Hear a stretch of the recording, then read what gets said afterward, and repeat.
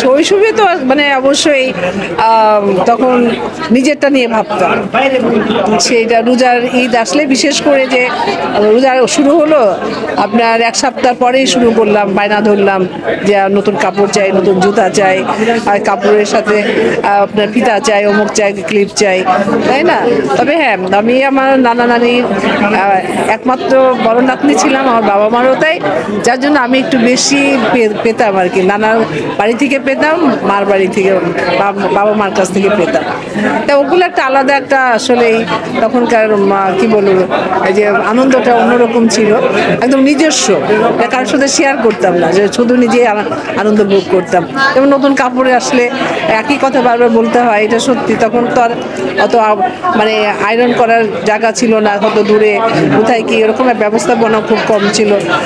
তো বালিশের নিচে রেখে কাউকে দেখাবো না, আগে ঈদের দিন সবাই দেখবে। তা বান্ধবীরা বলতো না তোরটাকে দেখা, ও বলতাম আমারটাকে দেখ, এইভাবে একটু ঝগড়াও লাগতো। পরে দিন শেষে পরে সকালবেলা একদম।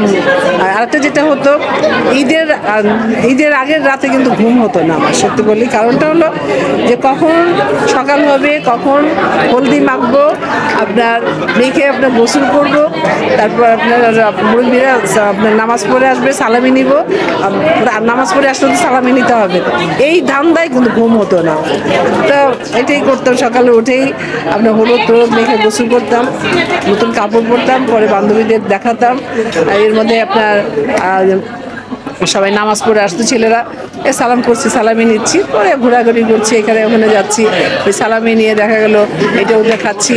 আর সালামি পেলে কি করতাম, আমি কিন্তু অতটা খরচা করতাম না, কারণ আমি লুকিয়ে লুকিয়ে ছবি দেখতাম।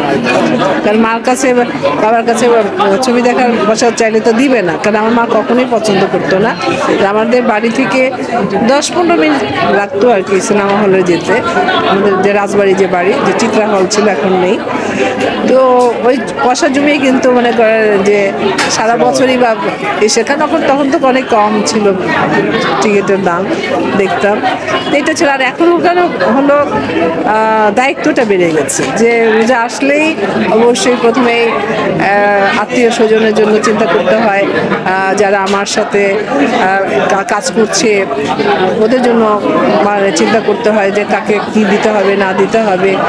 তো সব মিলে হয় কি দায়িত্বটা বড় হয়ে যায়।